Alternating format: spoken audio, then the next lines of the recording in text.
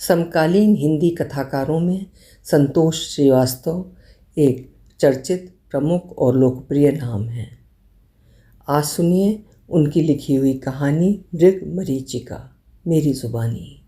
मैं हूँ सीमा सिंह। तड़के सुबह मौसी की नींद खुल गई। नीम अंधेरे में वे बिस्तर पर पोटली सी दिख रही थीं। बिट्टो, उठ गई क्या? प्रार्थना का वक्त हो गया, चल मुझे ले चल। वैसे तो मैं भी सुबह 4:30 बजे तक उठ जाती हूँ, छुटपन की आदत है मेरी, पर यहाँ सोने में बड़ा मज़ा आ रहा था। जाड़ों की भोर लिहाफ की गर्माहट से निकलने का मन ही नहीं कर रहा था, लेकिन मौसी के पैर लिहाफ से बाहर निकल आए थे। पलंग के नीचे चप्पलें टटोलती और बुदबुदा रही थीं, हे प्रभु, हे मालिक, अब मेरा लेटे रहना दूभर था।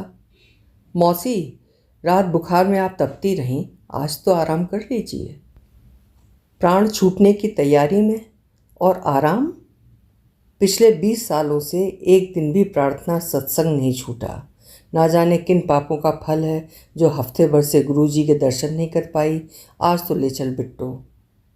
उनके इसरार के आगे मैं मजबूर थी। लगभग 6 महीनों से मौसी की ऐसी ही हालत चल रही है। बुखार चढ़ता उतरता रहता है, सूख कर हड्डी हो गई हैं। नाते रिश्तेदार हफ्ते 10 दिन में बारी बारी से आकर देख जाते हैं। अमेरिका से संजय भी आकर देख गया है। ज़्यादा रह भी तो नहीं सकता, नौकरी पेशा आदमी है। आजकल नौकरियां कितनी जद्दोजहद के बाद मिलती हैं। हालांकि विदेश में रोज़गार के अवसर अधिक हैं, पर नौकरी मिलना टेढ़ी खीर। मैं भी ज़्यादा कहाँ रह पाऊँगी। 15 दिन का इंतज़ाम करके आई हूँ घर पे। पति अस्थमा के मरीज, बेटी कॉल सेंटर में सर्विस करती है। रात बिरात जाना पड़ता है ऑफिस। बेटा बहू दोनों बैंक में ऑफिसर। सुबह 8 बजे के निकले, रात 8 बजे से पहले कभी लौटते नहीं। ऐसे में पति दिन भर घर पर अकेले रहते हैं, लेकिन यहाँ भी आना ज़रूरी था। मौसी का सबसे ज़्यादा लगाव मुझसे ही है। जब से संजय अमेरिका जा बसा है, मौसी मुझे और अधिक चाहने लगी हैं। कांपते कदमों से छड़ी के सहारे मौसी स्विच बोर्ड तक पहुंची। लाइट जला दी। कमरा दूधिया रोशनी में नहा गया। मैंने झटपट उनके मुंह धोने के लिए पानी गर्म होने रखा। मिनटों में हम तैयार होकर गेट के बाहर थे। तारों भरी अमावस की विदा होती रात अपने आगोश में खामोशी सिमटाए आहिस्ता आहिस्ता ढल रही थी। जल रहे थे सिर्फ गलियों में थोड़ी थोड़ी दूर पर लगे कोहरे के कारण धुंधलाए बल्ब। रास्ता सूना नहीं था। आश्रम वासियों का समुदाय तेजी से प्रार्थना के लिए चबूतरे की ओर जा रहा था। चबूतरा यानी सत्संग हॉल। मौसी के घर से बहुत नज़दीक है ये चबूतरा। सुबह 4:30 बजे प्रार्थना शुरू हो जाती है, फिर सब खेतों पर काम करने चले जाते हैं। ठंड हो, गर्मी हो या बरसात, इस नियम में कभी कोई परिवर्तन नहीं होता। माइक खड़खड़ाने लगा था। दूर बगीचों में बड़ी तादाद में रहने वाले मोर बावजूद ठंड के आवाज़ लगा रहे थे, मानो वे भी प्रार्थना में शामिल होने जा रहे हों। तबीयत कैसी है माताजी? मौसी की पड़ोसन सीता बहन जी शॉल ओढ़ती हुई उनके संग संग चलने लगी। वे तेजी से आई थीं, इसलिए आवाज़ काँप रही थी। आवाज़ मौसी की भी काँप रही थी। ठीक हूँ, रात बुखार उतर गया था, तब से आराम लग रहा है। मौसी ने जैसे अपने कष्टों पर विजय पा ली थी। गजब की जिजीविषा है उनमें। आश्रम में रहने वाली सबसे कर्मठ औरत वही हैं। कठोर श्रम करते हुए उन्होंने यहाँ सालों साल गुजार दिए। 24 साल की थीं तब ब्याह हुआ था। मौसा जी प्रख्यात तैराक थे। बड़ी बड़ी तैराकी प्रतियोगिताएं जीती थी उन्होंने, लेकिन उनका शौक ही उनका काल बन गया। अंतर्राष्ट्रीय स्तर की प्रतियोगिता में शामिल हो इंग्लिश चैनल पार करते हुए वे लहरों की चपेट में आ गए। तब मौसी गर्भवती थी। मौसा जी की मृत्यु के 3 महीने बाद संजय हुआ। उन्होंने सिंगल अभिभावक बन संजय के लालन पालन में कोई कसर नहीं छोड़ी। आर्थिक संकट था नहीं। मौसा जी की गिनती शहर के रईसों में होती थी। फिर भी बिना पिता के बच्चे की परवरिश उस जमाने में एक चुनौती थी। संजय भी होनहार निकला। विज्ञान में थीसिस लिखने वो अमेरिका चला गया और वहीं बस गया। मौसी ने भी उसके लिए ऐसी लड़की ढूंढी जो न केवल रंग रूप में बेमिसाल थी, बल्कि तमाम पथरीली कांटों भरी राह को अपने अनुकूल बनाती, अपने बल पर पढ़ लिख कर कॉलेज में लेक्चरर थी। मौसी कहती थी, औरत की ज़िंदगी हर हाल में यातना भरी, चाहे कितनी भी सुख सुविधाएं हों, पर न जाने कहाँ से दुख झन्न से गिरता है और छोटे बड़े सुखों को अपने में समेट लेता है। इस लड़की वंदना के संग भी हादसों का सिलसिला लगा रहा। पहले माँ, फिर पिता की मृत्यु, छोटी बहन की जिम्मेवारी। वंदना ने खुद को तराशा है, गढ़ा है इतनी सफाई से कि कहीं आड़ी तिरछी आकृति नहीं, सांचे में ढला मुग्ध करता व्यक्तित्व। मौसी ऐसी लायक वर बहू पाकर धन्य थी। छोटी बहन की शादी वंदना ने पहले ही निपटा दी थी। अमेरिका में लेक्चररशिप मिलते ही वंदना मौसी से जिद करने लगी थी अमेरिका चलकर रहने की, पर मौसी का मन आश्रम की ओर अधिक था। मौसा जी के बाद वे हर साल होली और बसंत के भंडारे में आश्रम आती थीं।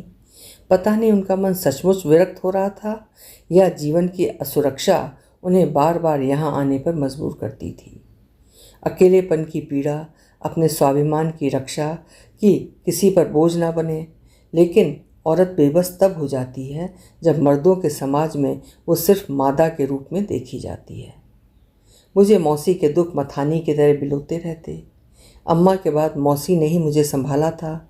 अम्मा की हूबहू प्रतिमा मौसी ने मुझे कभी माँ की कमी महसूस नहीं होने दी।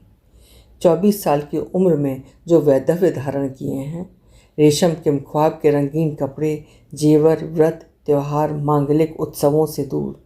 जब इस तरह के समाज में रहना है तो क्यों ना आश्रम में रहें। गुरुजी कहते हैं, खुद संसार में रहो पर संसार को अपने अंदर मत रहने दो। ईश्वर तेरो नाम जो ध्यावे सो ही तरे। मंगलाचरण शुरू हो गया। गुरु महाराज आज जल्दी आ गए बिट्टो। मुझे एक खंबे से टिका कर बैठा दे।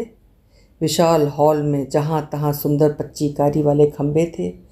पूरे हॉल में बिछी दरियाँ, पाठियों के लिए थोड़ा ऊंचा स्थान, चादरें, मसनदें, चौकी पर रखी गई पोथी, सामने गुरुजी का सिंहासन और खचाखच भरा हॉल। मैं भी मौसी के बगल में जैसे तैसे समाई। भीड़ इस कदर थी कि गुरुजी के चेहरे को साफ देख पाना मुश्किल था। सफ़ेद बुर्राक, धोती कुर्ते और टोपी में उनका भव्य व्यक्तित्व हमेशा मेरे आकर्षण का केंद्र रहा है, पर आज जहाँ देखो सिर ही सिर, दर्शन मिलना दूभर। मौसी ने हाथ जोड़ आंखें मूंदी और पाठियों की गई लाइनों को जन समूह के साथ गुनगुनाने लगी। गुरुजी कल नेपाल जा रहे हैं, 10 दिन बाद मकर संक्रांति के भंडारे पर लौटेंगे। इस बार भंडारे में बंगाल और उड़ीसा के लोग आएंगे। आएंगे क्या, आना शुरू हो चुके हैं। आश्रम लोगों की भीड़ से कसमसा उठा है, पर फिर भी कितनी शांति, कैसा अपार सम्मोहन कि मन इधर से खिंचता है। जी चाहता है मोह माया छोड़ इधर ही आ बसूं, दीक्षा ले लूं, पर सांसारिक जिम्मेवारियों से मुंह भी तो नहीं मोड़ा जा सकता। प्रार्थना के बाद गुरु वचन हुए और धीरे धीरे बड़े ही शांतिपूर्वक भीड़ हॉल से बाहर निकल आई। लेकिन बाहर आते ही भगदड़ सी मच गई। कम उम्र की लड़कियां पीटी ग्राउंड की ओर बढ़ लीं, बाकी गेट की ओर। खेतों पर ले जाने के लिए यहाँ एक ट्रक तैयार खड़ा था। कुल 2 ट्रक और इतने लोग, लेकिन 15-20 मिनट में ही फेरी पर फेरी लगाकर दोनों ट्रक सभी को खेत पर पहुँचा देते। मौसी ने मेरी पीठ पर हल्के से दबाव डाला। 75 वर्षीय मौसी की बीमारी से दुर्बल देह काँप रही है। वैसे उनका स्वास्थ्य हमेशा अच्छा रहा है, इक्का दुक्का दांत ही टूटे हैं। शानदार सफ़ेदी लिए बाल अभी तक रेशम जैसे मुलायम और कमर तक लंबे हैं। बिना चश्मे के अखबार तक पढ़ लेती हैं। आश्रम में नौकर रखने की परंपरा नहीं है, फिर भी वे कभी भंडार घर से खाना नहीं मंगवाती, अपना खाना खुद बनाती हैं। सिलबट्टे पर ताज़ा पिसा बारीक मसाला और उसमें भुनी सब्जियां उन्हें खास पसंद हैं। मैं आती हूँ तो उनकी खास यही फरमाइश रहती है। मौसी सीता बहन जी का हाथ पकड़े घर की ओर चल दी। सुबह के 6 बज चुके थे। उजाला धीरे धीरे फूटने लगा था। मैं ट्रक से लगी लकड़ी की सीढ़ी चढ़ ट्रक में जा बैठी। ट्रक पर लगे जवा कुसुम के पेड़ पर फुदकती चिड़ियों का शोर ट्रक की आवाज़ में खो सा गया। गेट से बाहर सड़क के किनारे किनारे आश्रम के खेत ही खेत। ठंडी हवा चुभने लगी। मैंने शॉल से चेहरा नाक तक छुपा लिया। ट्रक में बैठी औरतें एक स्वर में भजन गाने लगीं। एक औरत कान के समीप होंठ लाकर फुसफुसाई, तुम राधा प्यारी की भांजी शकुंतला हो ना, मुंबई वाली। मैंने चकित हो उनके झुर्री भरे सांवले चेहरे को देखा। राधा प्यारी अब बीमार रहने लगी हैं, नहीं तो एक दिन भी नहीं छूटता था जब वो खेतों पर न जाए। हम दोनों ने साथ साथ ही आश्रम में दीक्षा ली थी। 20 बरस हो गए। वो 55 की थी, मैं 50 की। 55 की थी पर 35-40 से ज़्यादा की नहीं दिखती थी। वैसे भी 55 में कहीं बुढ़ापा आता है? पूरा वसंत रहता है औरत पर। उनके चेहरे पर जीवन से असंतुष्टि के भाव में साफ देख रही थी। आश्रम में रहकर भी वे छूट नहीं पाई माया जाल से। ट्रक धक्के के साथ रुका। ट्रक की रेलिंग का पलड़ा सटाक से नीचे गिरा। मैं नीचे उतरी तो हरियाली के समंदर में आंखें ताजगी और ठंडक में गोते लगाने लगीं। कैंची, दराती, खुरपी और टोकरी के ढेर से मैंने कैंची और टोकरी ले ली। फिर चाय पीने टंकी के पास चली आई। खेतों से हटकर गुरुजी के लिए गार्डन छतरी लगाई जा रही थी। छतरी के नीचे कुर्सी और ज़मीन पर चटाई। यहीं विराज कर गुरुजी लोगों का दुख दर्द बांटेंगे। आज मुझे भी सवाल करना है उनसे, मन का बोझ हल्का करना है। लेकिन पहले काम। कैंची से मटर की भरी भरी फलियां तोड़कर मैंने टोकरी में भर ली और बोरे में जाकर उड़ेल दी। तमाम सब्जियों से भरे बोरे ट्रक में लाद कर आश्रम पहुंचाए जा रहे थे। पलक झपकते बोरे भरते और ट्रक में लद जाते। भक्ति भाव में डूबे आश्रमवासियों को श्रम की जरा भी थकान नहीं। क्या बच्चे, क्या जवान, क्या बूढ़े, सब जुटे हैं। ये श्रम सेवा कहलाता है। और भी सेवाएं हैं। लोग आश्रम समिति से हाथ जोड़ जोड़कर सेवा मांगते हैं। समिति के पदाधिकारी ना उम्र देखते हैं, ना ये देखते कि कौन किन पदों पर अतीत में था।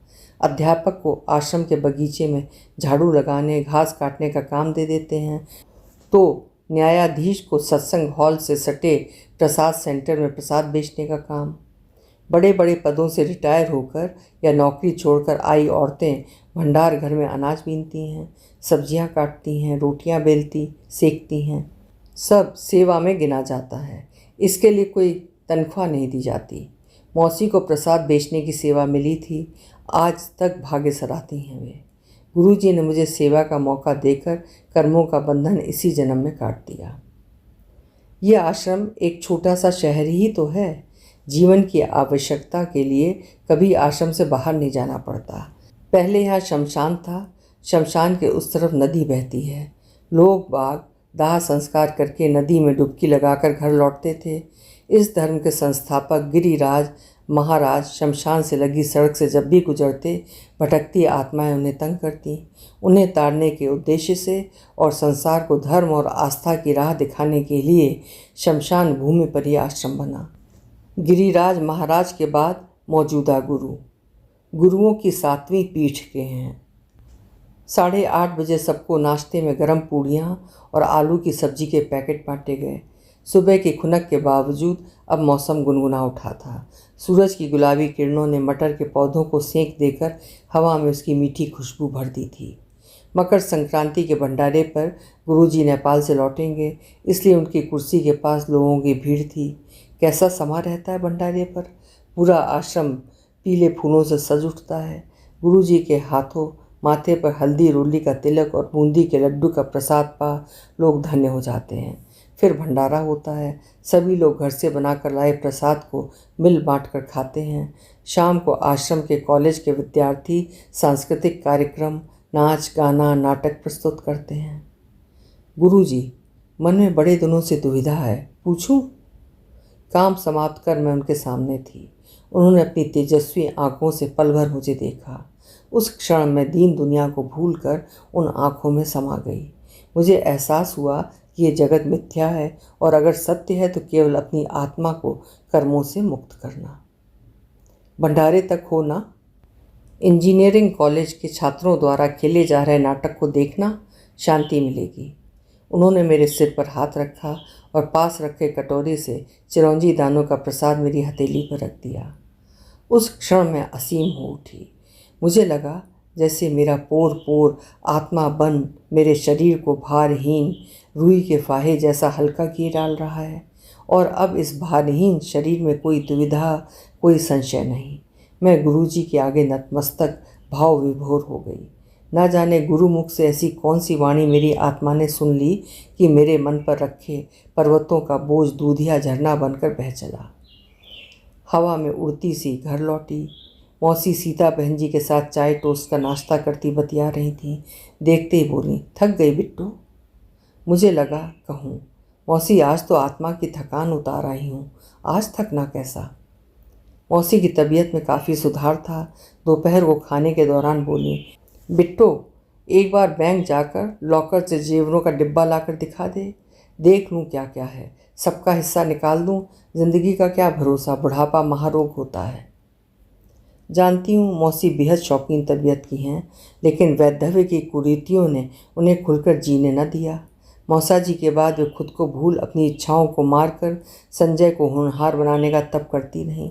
अकेली औरत की जिंदगी चट्टानों और बीहड़ों का सैलाब, जरा सा चूके कि लहूलुहान। गोद में नन्हा संजय और मौसी की कमसिन मोहक देह पर टिकी मर्दों की लोलुप निगाहें, उस आँच से खुद को बचाते हुए वे कितनी बार कल्पी होंगी, थकी होंगी, भयभीत हुई होंगी, टूटी होंगी। शायद इसी टूटन ने उन्हें चट्टान सा मजबूत बना दिया है। कितना बेरहम अतीत होगा उनका, जो संजय और वंदना की हजारहा कोशिशों के बावजूद उन्होंने सारी दुनिया के आकर्षण का केंद्र अमेरिका को रहने के लिए नहीं चुनी तो पल पल मृत्यु का बोध करती ये रूखी सूखी आश्रम की जिंदगी। कहती हैं, मैं असंतुष्ट हूँ, बड़ी शांति मिलती है यहाँ पर। जानती हूँ उनका मन अभी पूरी तरह विरक्त नहीं हुआ है। पूजा उत्सव उन्हें खूब याद रहते हैं। साल 6 महीने में एक बार अपनी कोठी में लौटकर वे देख आती हैं नौकरों ने साफ सफाई रखी है या नहीं।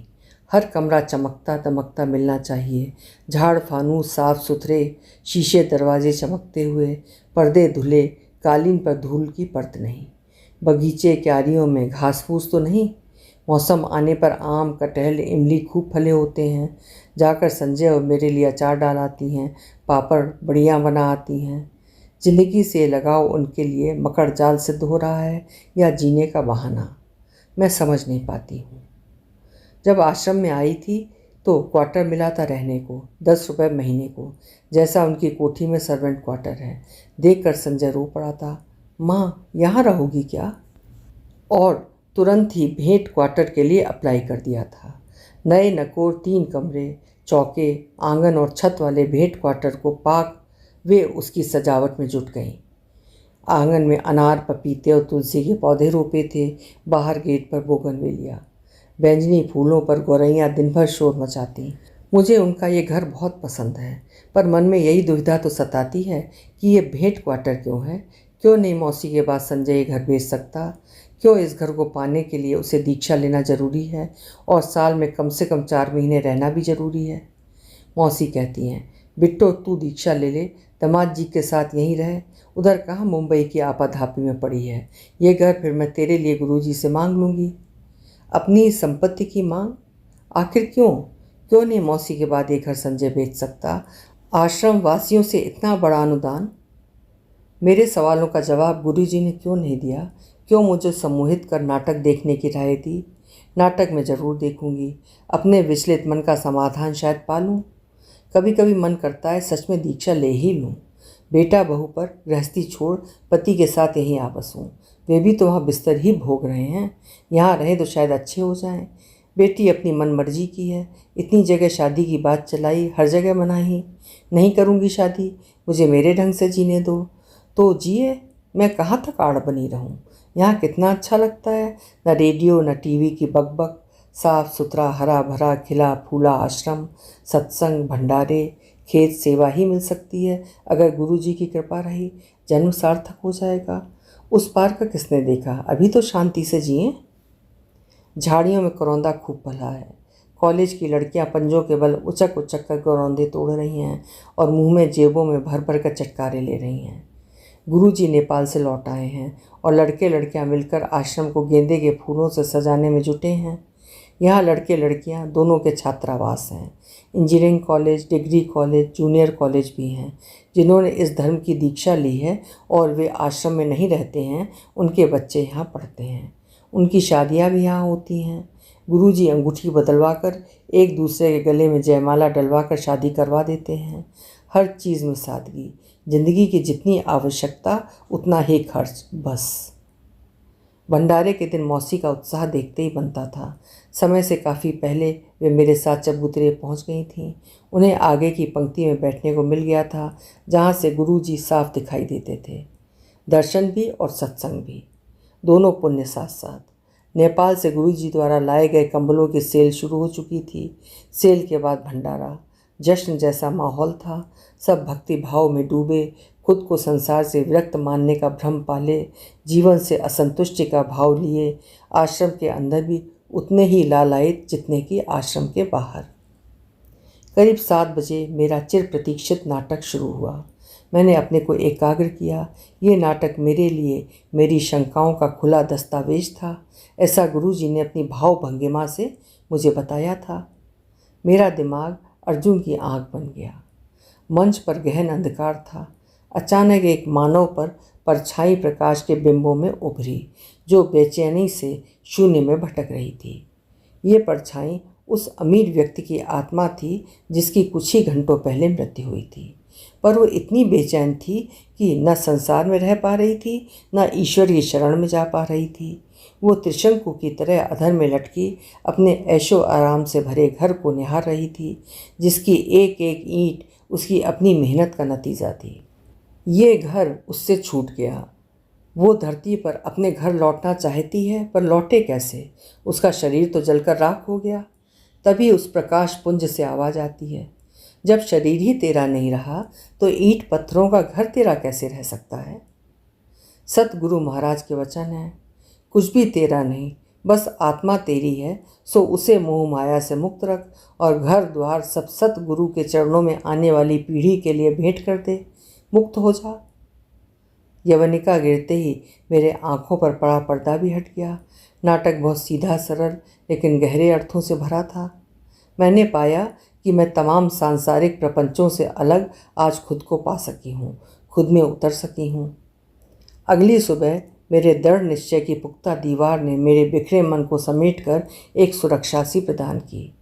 मैंने मौसी से कहा, मौसी, मैं दीक्षा लेना चाहती हूँ। वे गदगद हो उठी। मुझे पास बुलाकर खूब लिपटाया, चूमा। पान रचे उनके होठों से मेरे गाल भी लाल हो गए। बैंक से मंगवाया जेवरों का डिब्बा वे उठा लाईं। अब तू दीक्षा ले रही है तो मुझे फिक्र नहीं, इस्लाव लश्कर की। देख, ये बाजूबंद, मांग टीका और नेकलेस वंदना को दे देना। मेरी सास ने दिए थे मुझे, खानदानी अमानत है। सही जगह पहुँचे तो अच्छा है। और ये कंगन मुझे मुँह दिखाई में मिले थे, इन्हें तू रख ले। मैंने तुझे जन्म नहीं दिया तो क्या, मैं तो तेरी यशोदा मैया हूँ। कोठी में, अलमारी में, अलग अलग खानों में मैं सबके कपड़े रखकर नामों की चिट लगा आई हूँ। लहंगे, बनारसी साड़ियाँ। वंदना तेरी बहू और बेटी और तेरे नामों की चिट लगी है, सो ले लेना बाद में। हाँ बिट्टू, तू संजय को कोठी मत बेचने देना। तेरे मौसा जी ने बड़े चाव से खरीदी थी। अब मेरा क्या, जिंदगी की संझा बेला, कब प्राण निकल जाए। मैं अवाक। समझ में नहीं आ रहा था कि विरक्त कौन है, वे जो पिछले 20 वर्षों से ईश्वर को समर्पित रहीं, या मैं जो ईश्वर की ओर अभी अभी उन्मुख हुई हूँ। अभी आपने सुनी संतोष श्रीवास्तव की लिखी हुई कहानी मृग मरीचिका। उम्मीद है कहानी आपको पसंद आई होगी। कल फिर मिलेंगे। आपका समय शुभ हो।